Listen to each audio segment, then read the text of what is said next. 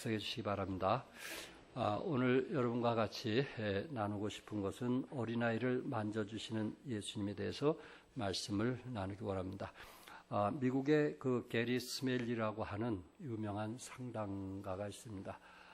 이분은 상담학자로서 세계적으로 알려지고 있는데, 그가 이제 그 할아버지 할머니하고 같이 늘 생활하면서 이 할아버지가 너무 엄격하게 보여가지고 좀 이렇게 좀 대화를 좀 나누지 못한 그런 늘 할아버지로 이 손자가 인식이 돼 있었어요.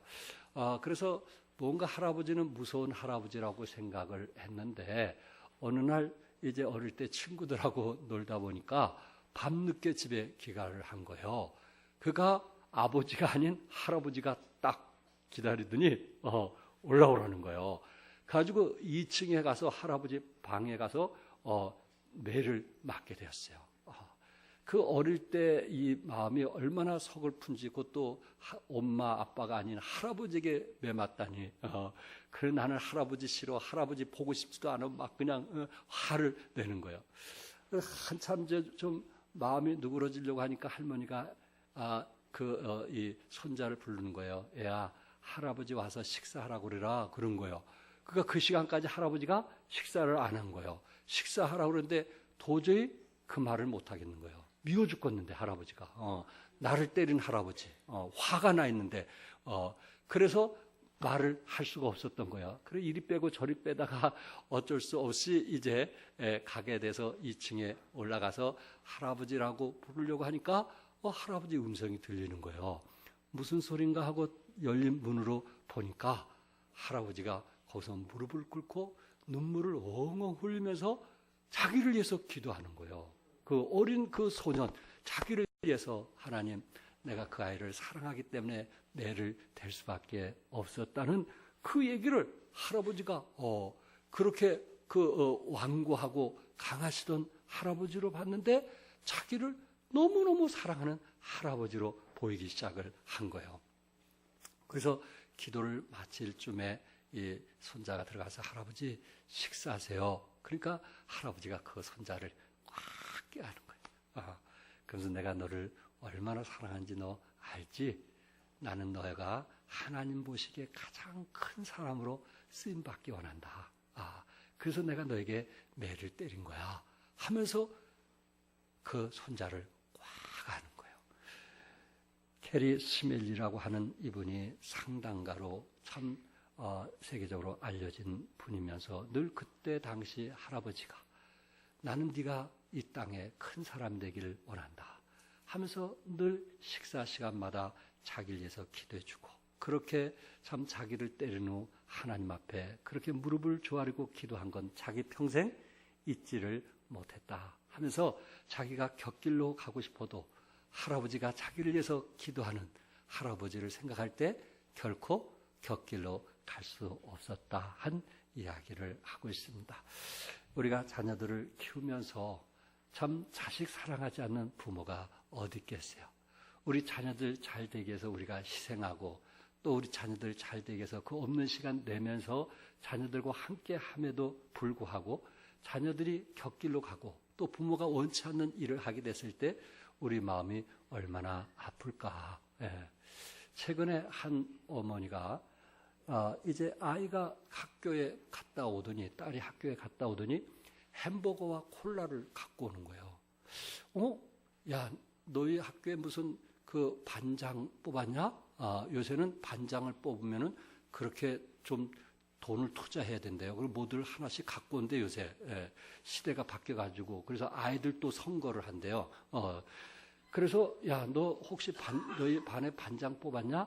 그랬더니 그게 아니고요 하면서 얘기하기를, 그 우리 반 애 중에 말을 잘 안 하고 조용하면서 뭔가 좀 우리하고 좀 다른 애가 있는데, 그 부모가 이렇게 햄버거와 콜라를 사갖고 우리 애들에게 다 나눠주면서 제발 우리 애 왕따 시키지 말고 좀 같이 놀아달라, 그런 의미에서 콜라와 그 햄버거를 사줬다는 거예요. 전체적으로. 그 얘기를 들은 그 어머니, 어느 누가 자식 사랑하지 않는 부모가 어디 있겠어요? 그런데 자기 아이가 혹시나 불편한 몸이라 왕따 당할까 봐 아이들에게 찾아와서 참 그렇게 선물을 주면서 제발 우리 아이하고 놀아달라고 하는 그 부모의 마음 얘기를 들으면서 어머니로서, 같은 어머니로서 마음이 찡했다. 이게 부모의 마음이 아닌가. 아마 여러분과 나의 마음을 잘 표현했다고 생각이 되어집니다. 오늘 신구약 성경을 통틀어서 어린이라는 단어가 2000번 이상 나오게 됩니다. 그래서 위대한 이 신앙인들, 또한 선지자들, 어릴 때부터 어떻게 신앙생활을 해왔는지 그 부분에 대해서 성경은 자세히 기록했고, 또 신약에 와서도 예수님의 어린 시절을 또 말씀도 하셨어요. 사실 짧지만 예수님 어린 시절을 또 말씀을 하면서 예수님께서 늘 어린아이들에게 참 축복하시며 기도하시는 그러한 장면이 나오고 있습니다. 오늘 특별히 어린아이를 만져주시는, 특별히 아이들을 만져주시는 예수님에 대해서 말씀을 나누면서 참 우리 자신들이 아이들에 대해서 어떻게 대했는가 하는 것을 함께 나누기 원합니다. 예수님이 13절에 보니까 사람들이 예수께 만져주심을 바라고 어린아이들을 데리고 오매 제자들이 꾸짖거늘 이라고 얘기를 했는데, 이 본문에 부모들이 예수님께 자녀를 뭐 해주기 위해서 왔다 그랬어요? 뭐 해주기 위해서 왔다 그랬어요? 만져주기 위해서 왔다. 그러니까 그 당시 2000년 전에 그 부모들이 역시 자녀들을 예수님에게 데려왔던 것은 좀 예수님께서 뭔가 터치해 주기를, 그래서 우리 아이들이 예수님의 사랑을 좀 느낄 수 있도록 해주면 어떨까, 그런 마음으로 왔단 말이에요. 예, 제가 그 필리핀에 갔더니 그곳에서 집회를 할 때 우리 각초로 교수님이 좀 몸이 안 좋았어요. 우리 사진 좀 볼 수 있는데, 그 사진에 보면 각초로 교수님이 몸이 불편하니까 거기에 제임스 목사님하고 여러 목사님들이 그 집회를 마치고 각초로 교수님 보고 그 예배당 가운데 중앙에 무릎을 꿇고 있으라는 거예요. 그러니까 무릎을 꿇고 딱 있으니까 이 목사님들이 다 나와서 안수하면서 기도해 주는 거예요. 안수하면서 뭐 해줘요? 기도해 주는 거예요. 그 목사님을 위해서, 몸이 안 좋은 목사님을 위해서 그 목사님들이 안수하면서 기도해 주는 그 모습을 제가 보면서 참 아름답다. 하나님께서 우리에게 이런 축복권을 주셨는데, 터치하는 축복권을 주셨는데 우리는 얼만큼 우리 자녀들을 위해서 기도하고 있는가. 이렇게 하나님께서 우리 자녀들을 위해서 행복하라고, 건강하라고, 그리고 앞으로 이 땅에 필요한 자녀가 되라고 하나님께서 우리를 부르시고 택하시고 또한 자녀들을 선물로 주셨는데, 우리는 과연 우리 자녀들을 위해서 부모들이 얼만큼 축복해주고 있는가, 터치하고 있는가라는 생각을 저는 해보았습니다. 여러분과 내가 정말 우리 자녀들을 위해서 축복하는 여러분과 내가 되기를 바랍니다. 공부 잘하라는 말도 할 수 있겠지만은 우리 자녀들이 하나님이 기뻐하시고 원하시는 그 자녀가 되도록, 그래서 모든 목사님이 또 모든 성도들이 다 같이 일어나서 그리고 목사님들은 앞에 나와서 정말 다 같이 손과 손을 서로 연결되어 가면서 정말 그 한 교수님을 위해서 축복기도 해주는 그 아름다운 모습을 보면서, 이 필리핀에 성서 침략에 1200교회가 있는데 그 필리핀에 이렇게 아름답게 서로를 위해서 지체끼리 기도해주는 모습을 보면서 제가 개인적으로 감동이 돼서 그것을 비디오로 찍어 보았습니다. 사랑하는 성도 여러분, 제가 늘 이 자녀들에 대해서 늘 여러분에게 진정한 자녀 사랑이란 책에서 여러분에게 항상 말씀을 드린 적이 있었어요. 저는 그 책을 보면서 저에게 너무 변화를 주었기 때문에 우리 교회 여러분에게 늘 그 책을 설명을 했어요. 그러니까 아이들을 사랑을 하는데 아이들이 사랑을 느끼지 못할 때가 있더라 말이에요. 부모들이 그렇게 밤 늦도록 가서 열심히 돈을 벌어와서 아이들의 피로를 채워주는데 그것을 사랑으로 느끼지 못하는 자녀들이 있더라 말이에요. 그래서 중요한 것은 자녀들이 뭔가 살아가면서 마음의 편안과 안정을 느끼면서 부모의 사랑을 느끼도록, 정서적으로 느끼도록 해주는 방법 중에 그 몇 가지를 얘기하면서 그것이 뭐냐면은 눈길과 그 다음에 뭐예요? 손길. 그리고 집중적인 관심. 부부지간에 얘기할 때도 아이가 무슨 얘기를 하면 뭐 해주는? 먼저 아이가 우선이 돼서 뭐 해주는? 들어주는 집중적인 관심.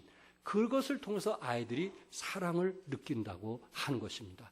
때로 우리가 손님 와서 대화를 나눌지라도 아이들이 어떤 질문을 했을 때 우리가 아이들이 우선이 돼서 네가 원하는 것이 무엇이냐 하고 도와줄 수 있는 그런 변화가 우리에게 실질적으로 필요하다는 이야기입니다. 그래서 같이 나눌 때 우리가 눈길과 뭐요? 손길. 저는 아버지에게 눈길을 이렇게 마주해 본 적이 없어요. 항상 고개 숙이는 아들이었어요. 왜냐하면 무섭고 두려운 존재로 생각했기 때문에 그래요. 그래서 애랑이하고 얘기할 때도 애랑이가 내 눈을 피해서 하는 거예요. 그래서 애랑아, 내 눈 좀 보고 얘기해. 그래요. 왜냐하면 이 눈길과 눈길이 서로 마주칠 때 서로 사랑하고 있다는 거. 그것을 느낀 거예요. 두려운 존재가 아니고 서로 편한 존재. 어떨 때는 제가 우리 자매들하고 얘기하면 그 자매는 내 눈을 그냥 빠지도록 나를 쳐다보는 거예요. 그러면 내가 습관이 안 돼가지고 결국 내가 다른 데를 가는 거예요. 이게 몸에 안 되어서 저도 이게 참 힘들어요. 우리 성도들 눈 보는 게 제가 굉장히 힘들어서 어떤 누가 새로 오면 그것을 몰라요. 누가 도와주지 않으면 저는 몰라요. 왜? 어릴 때부터 이 눈길을 보지 않았던 그것이 내 몸에 배웠기 때문에 사람 눈 보는 게 저에게는 너무 힘들고 어려운 거예요.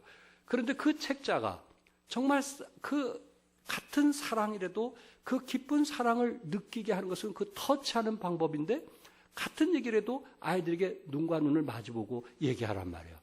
같은 얘기라도 손을 잡아주고 얘기하란 말이에요. 그리고 같은 얘기라도 내 생각이 TV나 다른 데 가 있지 말고 그 아이가 무슨 얘기할 때는 그 아이에게 집중해서 들어주는, 뭐에서 들어주는? 집중해서 그 아이에게 들어주는 그러한 우리의 행동이 필요하다는 거예요. 그렇지 않으면 아이들은 우리 엄마가 나를 사랑하지 않는구나. 저렇게 바쁘신데 이렇게 얘기한단 말이에요. 공부하라는 얘기는 집중적으로 얘기하잖아요. 근데 아이들이 꼭 필요한 얘기를 할 때는 우리는 알았어 거기 어디 가 뭐 이렇게 하고 남 애들 얘기하듯이 그렇게 하는 경우들이 있더라 말이에요. 여기에 지금 예수님께 데려온 그 부모들은 우리 자녀들이 예수님께서 뭐 해주기를 원했어요? 만져주기를 원했어요.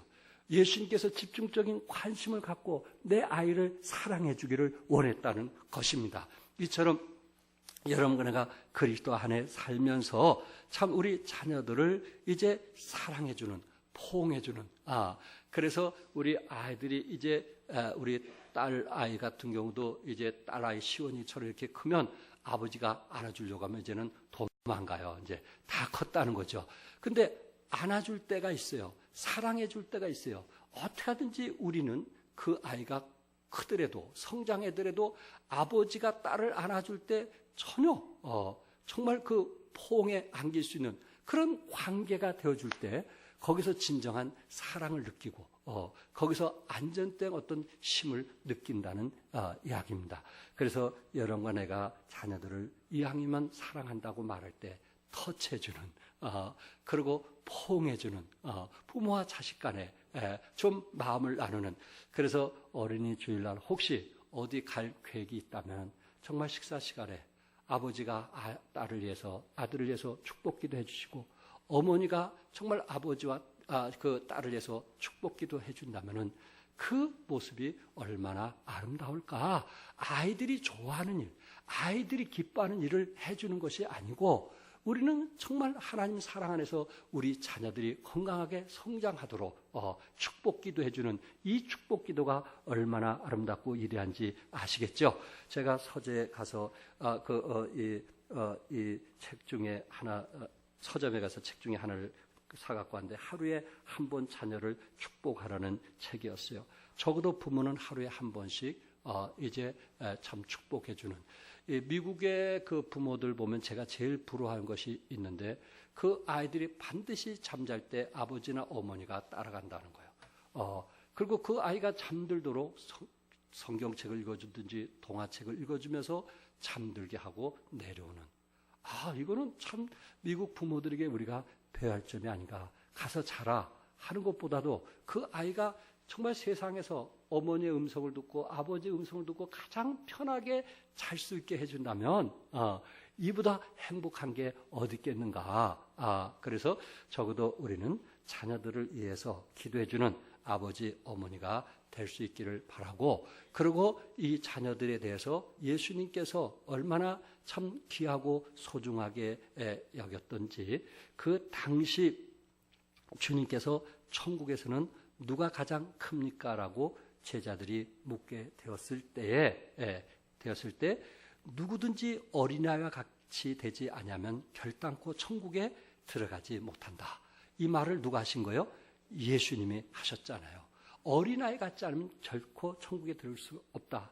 그리고 작은 아이 하나라도 실족하게 하는 사람은 연자 맷돌을 목에 걸고 깊은 바다에 빠뜨리는 것이 나으니라 하면서 예수님께서 그 어린아이를 비유로 해서 어린아이를 귀중히 여길 것을 말씀을 하고 있습니다. 여러분, 그 당시 로마 제국만 해도 부모는 자식을 죽일 수도 있고 마음대로 버릴 수도 있고 노예로 팔아버릴 수도 있었습니다. 그리고 BC 1세기의 편지 내용 중에 만일 당신이 낳은 아이가 사내라면 기르고 계집 아이라면 버리시오. 그 당시에 사내는 귀하게 여겼는데, 전쟁하던 시대라 그런지 사내는 귀하게 여겼는데, 딸을 낳으면은 그거는 버릴 수 있는 그런 권한을 주었단 말이에요. 세네카라고 하는 유명한 사람은 약하거나 못생긴 아이들은 버릴 수도 있다라는 이야기를 했다고 합니다. 그가 예수님 당시만 해도 여자와 아이 외에 5,000명이라고 했던 것처럼 아이들과 여자들은 숫자에 들어갔어요? 안 들어갔어요? 안 들어갔죠. 우리나라 조선시대와 같은 그런 시대의 이야기예요. 지금 남의 얘기가 아니에요. 우리나라도 그렇게 했어요. 기독교가 들어오기 전까지만 해도 아이들에 대해서, 여성들에 대해서 우습게 생각을 하고 교육도 가르치지 않고 그런 시대에 우리가 살았어요. 그러나 예수님은 이미 2000년 전에 그것이 얼마나 잘못되었다는 것을 아시고 예수님께서 그 어린아이들을 오는 것을 금하지 말라고 하면서 그 아이들을 사랑했던 것을 보게 됩니다. 누가복음 18장 16절에 어린아이들이 내게 오는 것을 용납하고 뭐 하지 말라? 금하지 말라. 그 바쁜 와중에 어떻게 보면 아이들이 귀찮을 수 있음에도 불구하고 내게 오는 것을 용납하고 금하지 말라 하면서 이미 예수님은 아이들의 귀함을 알게 되었고, 그리고 그들을 축복기도 해주는 그런 이제 삶을 보여주게 되었습니다.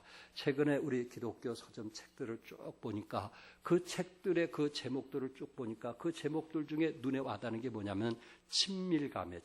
우리 부목사님 수요일날 친밀감에서 설교했는데 하나님과의 친밀감, 부모와 자식 간의 친밀감, 그 친밀감이라는 단어들을 많이 쓰고 있더라고요. 아마 우리 여러분과 내가 살아가는 이 시대에 우리에게 좀 필요한 부분이 아닌가. 나는 정말 자식들을 사랑하고 있지만은 얼마나 친밀감을 갖고 있는가. 또한 하나님과의 관계 속에서 얼마나 친밀감을 갖고 있는가. 한번 생각해 볼 수 있기를 바라고 이번 어린이 주일을 맞이해서 어린이날 가능한 자녀들과 뭐하는 친밀감을 느끼도록 해주는, 내가 너희들을 사랑하고 있다는 것을 아무리 바빠도 너희들이 내 삶의 우선이라고 하는 그 친밀감을 보여주시는 그런 것이 필요하지 않겠는가. 왜냐하면 예수님께서 어린아이들을 사랑하셨던 것처럼 또한 우리도 하나님께서 주신 뭐예요? 선물. 우리 자녀들은 하나님께서 주신 선물이거든요. 이 선물들을 귀히 여기고 소중하게 여길 수 있기를 바랍니다. 두 번째, 예수님은 어린이같이 되어야 천국에 들어갈 수 있다고 했어요. 하나님의 나라가 이런 자의 것이니라. 어린 자만이 하나님 나라에 들어갈 수 있다라는 것을 말씀을 하고 있습니다. 아마 예수님의 제자들은 예수님을 따라다니면서 예수님께서 왕이 되실 때 어떤 자가 큰 자일까? 어떤 사람이 좌편, 우편에 앉을까? 우의정, 좌의정. 여기에 제자들이 많은 관심이 있었던 것 같습니다. 그래서 주님께서 이제 같이 주님과 동행할 때 천국에서는 누가 큰 자입니까? 라고 제자들은 늘 질문을 했습니다. 이때 그 마가복음에서 뭐라고 얘기했냐면은 한 어린아이들을 불러 제자들 앞에 세우면서 얘기하기를 내가 진실로 너에게 이르노니 누구든지 하나님의 나라를 누구와 같이 어린아이와 같이 받들지 않는 자는 결단코 그곳에 들어가지 못하리라. 그러니까 너희들이 큰 자가 되려면 어떤 사람이 되라는 거예요?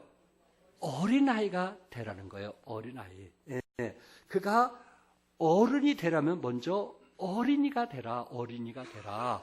어린이와 같은 그런 성품, 인격을 가져야 된다는 것을 말씀하고 있고, 또 하나는 믿음의 이 역설을 말하고 있는데, 이 역설이란 말은 모순되어 보이지만 진리인 것을 가르치는 말인데, 성경은 분명히 어린아이의 유치함, 어린아이의 나약함, 어린아이들의 흔들림, 이런 거에 대해서 적지 않게 너희들이 어린아이가 되지 말라고 말씀하면서 오늘 본문에서는 너희들이 어린아이가 되지 않으면 큰 자가 될 수 없느니라.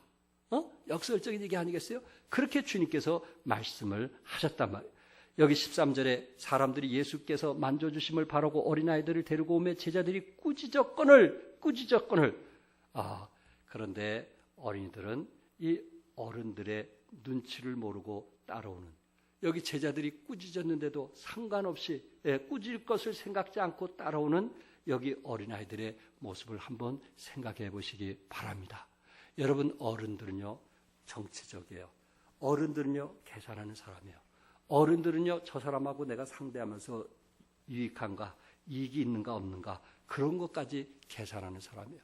어떤 사람은 우리가 나가서 전도하면 그걸 갖고 이익을 가지고 따지는 거예요.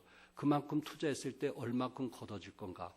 우리 하나님은요 그런 돈 계산하고 전도하라고 하신 분 절대 아니거든요. 우리는 주님의 지상 명령이기 때문에 우리는 순종하는 거예요. 근데 어떤 사람은 그걸 갖고 뭐래요? 계산을 하는 거예요. 돈 계산. 그런데 하나님은 계산하지 않고 하도 하나님께서 때때로 다른 것을 통해서 축복해 주시는데 우리는 너무 계산을 하는 거예요. 그래서 정치인이 되는 거고, 그래서 남 눈치를 보는 거고, 내가 유익인가 아닌가 그것을 논하는 거예요. 그런데 우리 예수님은 그런 분이 아니에요. 우리 예수님은 정치인이 아니에요. 우리 예수님은 계산하는 분이 아니에요. 우리 주님은 조건 없이 주시는 분이란 말이에요. 근데 어떤 사람이 그러냐면 어린아이들이 계산할 줄 모르는 거예요. 어린아이들이 부모님 말씀에 그냥 순종하는 거예요. 따르는 거, 오라면 오고 가라면 가는 것이 애들의 마음이에요. 그래서 우리 주님께서 어린아이 같지 않으면 너희들이 천국에서 큰 자가 될 수 없느니라. 예수님께서 예루살렘 입성할 때에 어른들은 눈치를 봤어요. 예수님 입성할 때 우리가 정말 그 호산나 불러야 될 건가 말아야 될 건가 어떤 손익을 계산하다 보니까 저들이 호산나를 불렀어요? 안 불렀어요? 안 불렀군요. 근데 어린아이들이 예수님이 입성할 때 호산나 찬송 불렀어요. 이것 때문에 감옥에 들어갈지, 이것 때문에 무슨 고난을 당할지, 이것 때문에 부모들이 어떤 어려움이 있을지 전혀 계산하지 않고 예수님은 호산나고 찬송했단 말이에요. 여기에 정치적으로 시험하는 어른들의 모습을 보면은 예수님에게 가이사에게 세부금을 바칠까요? 말아야 될까요? 그리고 가늠하다가 현장에서 잡힌 여자를 끌고 와서 이 여자를 율법에 말한 대로 돌로 칠까요? 말까요? 그러면서 예수님을 어떻게든지 곤란하게 만들려고 했던 사람들이 어른 아니에요. 이것이 자기네에게 유익적으로, 바리새인이나 사두개인들의 제사장이 자기네들의 유익적으로 백성들의 마음을 자기네들에게 인기 끄는 쪽으로 끌려고 지금 예수님에게 함정을 팔려고 했던 것이 아니냐 말이에요. 그런데 아이들은 아니라 말이에요. 그들은 부모의 말에 절대적이고 선생님 말에 영향력이 이제 크게 받고, 그리고 어른들의 말은 아이의 평생을 좌우할 정도로 영향을 받는 것이 아이들이란 말이에요. 이것을 우리 주님께서 말씀하면서 어린아이와 같지 않으면 천국에 들어갈 수 없느니라. 어른들은 가끔 자녀들에게 얘야 너 친구 누구냐? 아유 걔하고 놀지 마. 이런 애들하고 놀아 하고 유익을 가지고 따지는 경우들이 있어요. 그래서 부모들이 상처를 많이 받는 사람들은 자녀들에게 사람 다 뭐 하지 말라고 그래요? 사람 다 뭐 하지 말라고 그래요? 믿지 말라고 그래요. 믿지 말라고 그래요. 이 어른들이 상처를 받으면서 결과가 뭐냐면은 사람 믿어보니까 손실이 오더라, 손해가 되더라, 그가 사람 다 믿을 게 아니더라 하는 얘기를 자녀들에게 가르치는 경우가 있어요. 그러다 보니까 그런 믿음을 가진 사람은 하나님을 믿기가 어려워요. 사람에 대해서 믿지를 못하는 사람들이 하나님에 대해서 믿음을 온전히 갖기가 어려워요. 그런데 아이들은 누구든지 따르고 믿는 그런 순수한 마음을 가지고 있다는 것입니다. 성경은 믿음 없이 구원받을 수 있어요, 없어요? 성경은 믿음 없이 천국 갈 수 있어요, 없어요? 없어요. 세상이 혹은 세상 사람들이 우리에게 상처를 주었을지라도 여러분과 내가 하나님을 믿지 않고는 천국에 들어갈 수가 없고 상을 받을 수도 없어요. 히브리서 11장 6절 같이 한번 읽을까요? 시작. 믿음이 없이는 하나님을 기쁘시게 하지 못하나니 하나님께 나아가는 자는 반드시 그가 계신 것과 또한 그가 자기를 찾는 자들에게 상 주시는 이심을 믿어야 할지니라. 여기 두 가지. 첫째는 하나님께 나아가는 자는 반드시 그가 계신 것. 하나님은 반드시 계심을 믿습니까? 또 하나 뭐였어요? 그가 자기를 찾는 자들에게 뭐하심을? 상 주심을 믿는 것. 이 두 가지 믿음. 하나님이 우리와 함께 계심을 믿으면 아멘 하세요. 우리가 주님을 위해서 수고했을 때 상이 있음을 믿으면 아멘 하세요. 이 믿음이 없이는 우리가 성장할 수가 없고 변화될 수가 없어요. 근데 아이들은 그냥 믿는 거예요. 근데 어른들은 때때로 살아오면서 신앙 안에서 주님 때문이 아닌 사람과의 관계 속에서 상처와 아픔 때문에 하나님을 전적으로 믿지 못하고 순종하지 못하고 따르지 못하는 경우들이 있을 수 있다는 거예요. 그래서 너희들이 어린아이와 같지 않으면 뭐한 자가 될 수가 없다? 큰 자가 될 수가 없다. 어린아이들처럼 저런 순수한 믿음을 갖지 않으면, 믿음이라는 것은 단순하고 순수해야 되는데 너무 계산적이고 너무 복잡한 그런 관계 속에서는 우리의 믿음이 성장할 수가 없다라는 것을 말씀을 하고 있습니다. 요새 참 운전하다 보면은 요새 벌금이 배로 뛰어가지고 참 운전하기가 쉽지 않음을 여러분 느낄 겁니다. 그런데 어떤 분이 그 부모의 유형 중에 무면허 부모가 있다 하는 얘기를 했어요. 면허증이 없는 부모. 혹시 여러분 여기에 속하지는 않을까? 저도 여기에 속해서 찔림을 받은 속에서 여러분에게 말씀을 드리니까 여러분 한번 들어보세요. 첫째는 무슨 부모예요? 과속형 부모였어요. 이건 딱지 8만 원짜리인데 과속형 부모. 이 자녀들의 능력보다 과도한 것을 요구하는 유형이에요. 자녀가 가진 능력은 100개뿐인데 이 엄마는 150개를 요구하는 거예요. 이분은 무면허증 엄마예요. 두 번째, 음주 운전형 부모. 음주를 하다 보면은 마음대로 가잖아요. 그래서 기분에 따라 자녀를 양육하는 부모. 일관성이 없어요. 어느 때는 이렇게 해야 했다가 어느 때는 저렇게 해야 했다가 일관성이 없는 부모. 세 번째는 뺑소니형 부모. 뺑소니 치는 부모. 자녀들에게 무관심한 부모. 그래서 안 되겠죠. 네 번째, 신호 위반형 부모. 비도덕적인, 정말 도덕적으로 볼 때 아이들에게 교육이 될 수가 없어요. 성실성이 없어요. 신실성이 없어요. 그래서는 안 될 거예요. 다섯 번째, 끼어들기형 부모. 이거는 자녀들에게 너무 심하게 간섭해서 마마보이로 만들어서 직장 생활에도 스스로 어떤 것을 결정하지 못하도록 만드는 부모. 엄마의 허락 없이는 아무것도 하지 못하도록 만드는 부모. 그 다음에 여섯 번째, 추월형 부모가 있어요. 추월형. 과잉보호하여서 자녀들을 나약하게 만드는 부모. 중앙선 침범형 부모. 자녀를 자신의 뜻대로 조종하려는 부모.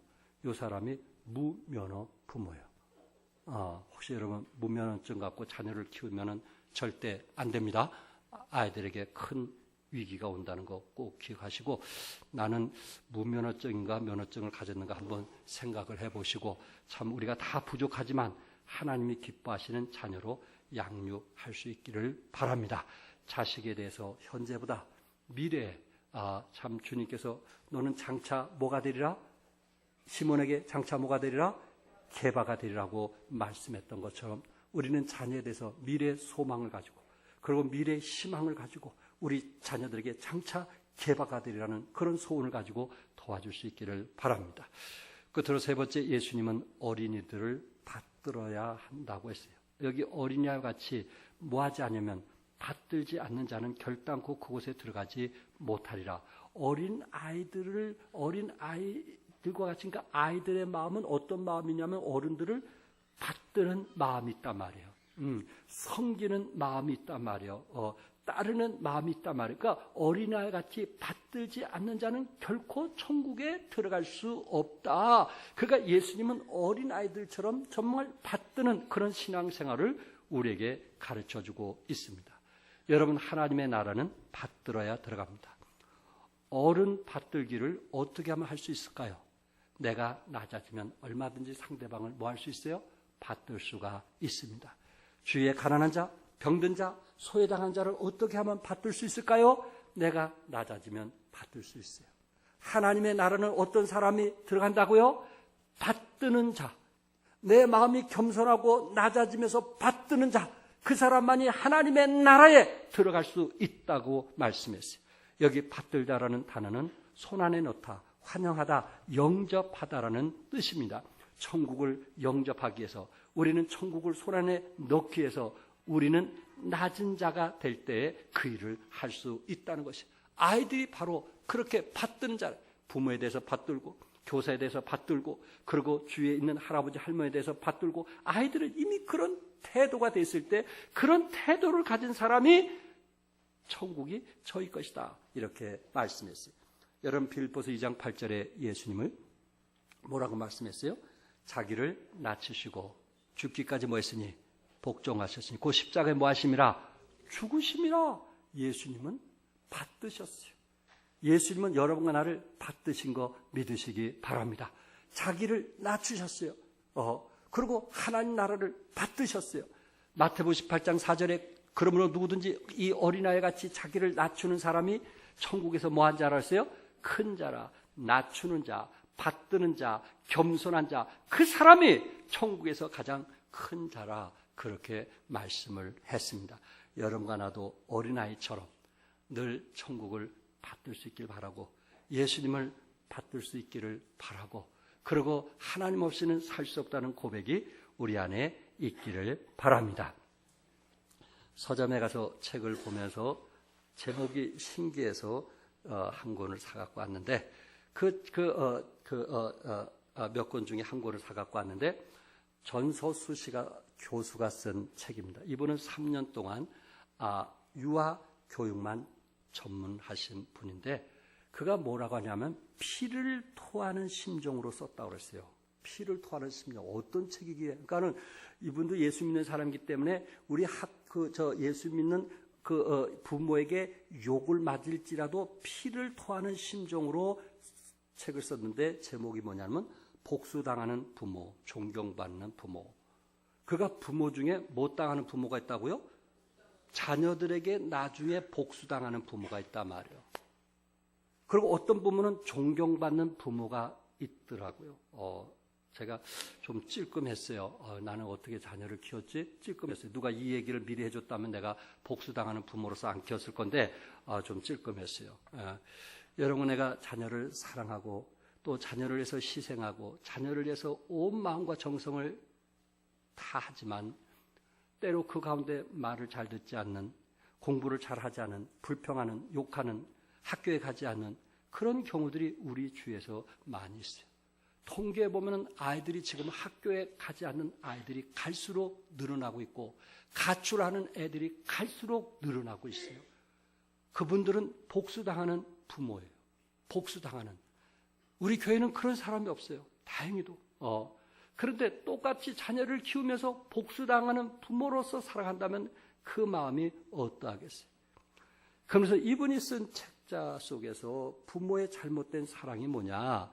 자식 자랑하기 위한 무리한 자녀 교육, 자신이 못한 것을 대신하게 하는 대리 만족, 열등감이나 자격지심을 자녀를 통해서 해소하려는 심리, 완벽주의, 편애, 과잉보, 허용, 권위주의 이런 것들이 잘못된 사랑과 양육 등으로 이런 경우가 있을 수 있다라는 거예요.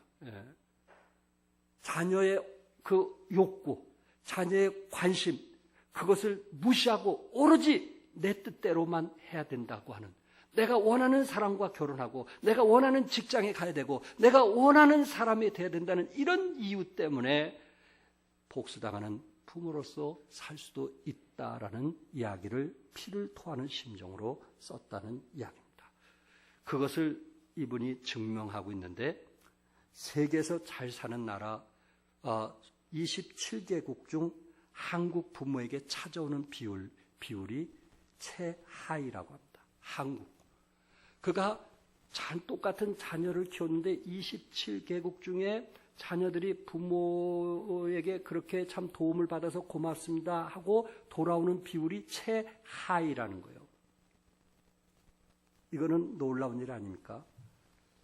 학업 중단자, 가출자, 또 학생 가운데 자살자들이 급증하고 있고 대한학교가 성행하고 있는 이유라는 거예요.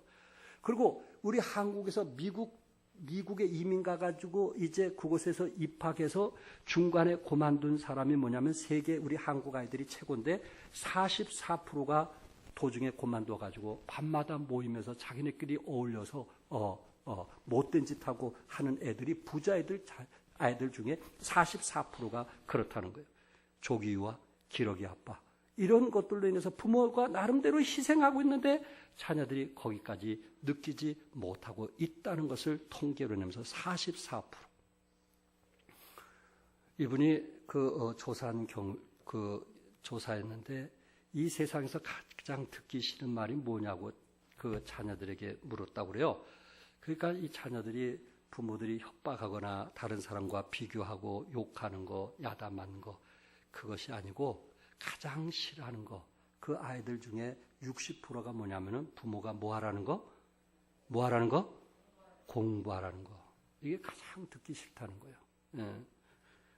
30대 이상의 성인들이 당신이 만약에 학생으로 돌아가면 가장 하고 싶은 것이 무엇입니까? 물었더니 30대 이상 결혼해서 자녀를 낳은 분들이 뭘 얘기하냐면은 공부를 하고 싶다는 거예요.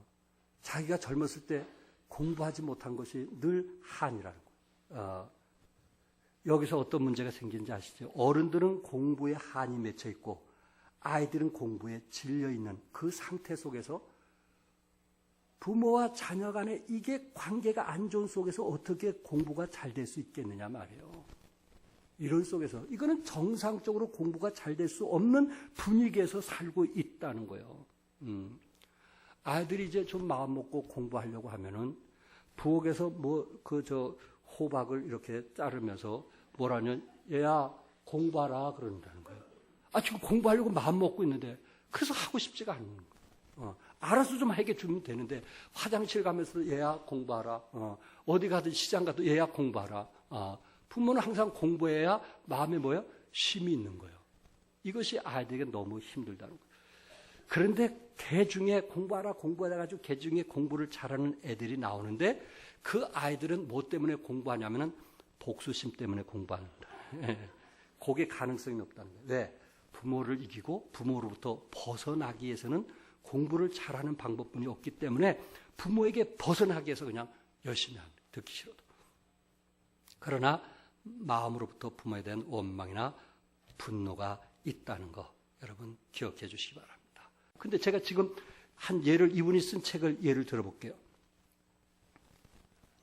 이분이 한 얘기 중에 실제적으로 서울에 살고 있는 6세에서부터 17세 학생들의 부모 2672명 대상으로 정신장애를 조사했어요. 정신장애. 그런데 서울에 있는 초등학교, 중학교, 고등학생 4명 중에 1명꼴이 행동장애가 있다는 거예요. 4명 중에 하나가 행동장애. 학생 중 416명은 주변 사람이나 학교 생활 등 특정 대상의 공포증을 느끼면서 산다는 거예요. 그리고 행동장애는 전체의 주의력 결핍, 과잉, 행동장애. 여러분이 잘 알고 있는 ADHD라고 하는데 용어로 ADHD. 주의력 결핍, 과잉, 행동장애. 이것이 아이들이 늘어나고 있다는 거예요. 그 아이들이 쉽게 화를 내고 불만을 토하고 공부에 집중력을 하지 못하고 그게 무엇 때문에 그렇게 되었을까? 우리가 아이들이 이렇게 되라고 키운 것은 아닌데, 정신장애가 되라고 키운 것은 아닌데, 내가 그들을 위해서 기도해주고 눈물을 흘리며 그들을 사랑하고, 그리고 힘들게 어렵게 돈을 벌어올 때는 내 아들이 잘 되기 위해서 했는데, 그것이 표현이 잘못되어서 아이들이 그렇게 정신장애로, 반항장애로 아이들의 태도가 보이게 되더라는 거예요. 이번에 조사 발표에 의하면 초등학생 25% 정도가, 이미 초등학생 얘기하는 거예요. 중고생은 빼고 초등학생 25% 정도가 정신장애를 보인다고 합니다. 그런데 중요한 것은 부모는 모른다는 거예요. 이거는 다른 집 아이의 얘기로만 항상 얘기하는 거예요. 그런데 이 책에서 중요한 것은 정신장애를 앓고 있는 부모일수록 다른 아이의 이야기라고 생각한다. 이렇게 이야기를 했습니다. 가장 행복한 삶이란, 여러분이 혹시 제가 시간이 없어서 이제 다 말씀드리지 못하지만은 혹시 존경받는 부모가 어떻게 할 것인가, 그 책자 속에서는 운의 자네가 있는데, 하나님이 우리 주신 운의 자네가 있는데, 정말 지혜로운 어머니는 내가 낳은 자녀가 운해를 발달시킨가 자네를 발달시킨가 그것을 알고 그쪽으로 도와준다. 그래서 이 칭찬받고 사랑받는 부모가 될 수 있다 하는 얘기는 했어요. 그러나 그 얘기를 시간이 없어서 못하지만 혹시 여러분 이 책 한번 보세요. 정말 자기 삶을 들이면서 우리 부모에게 잘못했다고 하는 것이 아니고 우리 자녀들이 정말 행복하게 살 수 있도록 해줬으면 좋겠다 해서 만든 책이란 말이에요. 그래서 이분은 가장 행복한 삶이란 자기가 하고 싶은 일을 하면서 살도록 해주는 거. 부모는 적정한 거리에서 자녀가 행복해질 수 있도록 도와주는 거. 대부분의 부모는 자녀에게 바라는 직업이나 배경을 정해놓고 아이들 그 틀에 끼워 맞추려고 하는데, 그러지 말고, 그것은 결국 부모나 자녀가 모두 불행해지는 지름길인데, 자녀에게 최대한의 선택권을 주고 스스로 할 수 있는 기회를 주면 자기 부여 또 자기 능력을 길러줄 수 있어서 행복한 삶을 살 수 있다 하는 이야기를 합니다. 자신의 목숨을 바쳐 나라를 받든 사람들을 열사라고 합니다. 열사는 자신의 뜻을 죽음으로 펼친 사람들을 말합니다. 이준 열사, 유관순 열사, 전태일 열사. 의사란 단어를 썼을 때는 직접 행동으로 항거하고 죽은 사람을 말합니다. 안중근 의사, 유봉길 의사, 이봉찬 의사. 열사나 의사에게 가장 필요한 것은 나라에 대한 의분, 용기가 필요합니다. 그런데 신앙 안에서, 믿음 안에서 목숨을 바쳐 하나님의 나라를 받든 사람을 순교자라고 합니다. 하나님 나라를 받든 사람, 순교자.